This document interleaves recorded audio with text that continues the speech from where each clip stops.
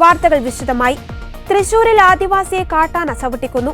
PG. Forest ഡിവിഷനിലെ താമരവെള്ളച്ചാൽ വനമേഖലയിലാണ് സംഭവം. കാടിനുള്ളിൽ വനവിഭവങ്ങൾ ശേഖരിക്കുവാൻ പോയ താമരവെള്ളച്ചാൽ സ്വദേശി പ്രഭാകരനാണ് കാട്ടാനയുടെ ആക്രമണത്തിൽ കൊല്ലപ്പെട്ടത്. മകൻ മണികണ്ഠനും മരുമകൻ ബിജോയ്ക്കുമൊപ്പമാണ് പ്രഭാകരൻ വനത്തിനുള്ളിലേക്ക് ചീനിക്ക ശേഖരിക്കുന്നതിനായി പോയത്.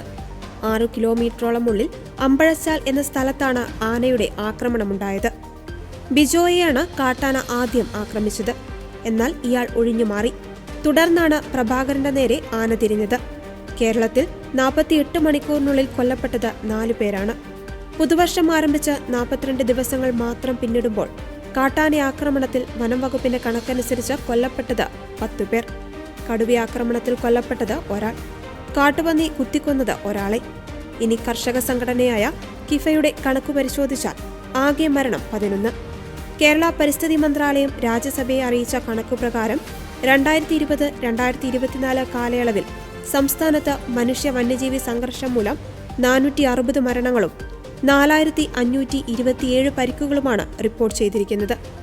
കേരളത്തിന് ആവശ്യം ശാശ്വതമായ പരിഹാര മാർഗങ്ങളാണ്. 2017 സെൻസസ് അനുസരിച്ച് കേരളത്തിലെ കാട്ടാനകളുടെ എണ്ണത്തിൽ ഗണ്യമായ വർധനവാണ് ഉണ്ടായിരിക്കുന്നത്. ഇന്ത്യയിൽ ഏറ്റവും കൂടുതൽ കാട്ടാനകളുള്ളത് കർണാടകം, അസം, പിന്നെ കേരളമാണ്. അസമിൽ 5719ഉം കേരളത്തിൽ 5706. അസമിലെ വനവിസ്തൃതി 26,832 ചതുരശ്ര കിലോമീറ്റർ.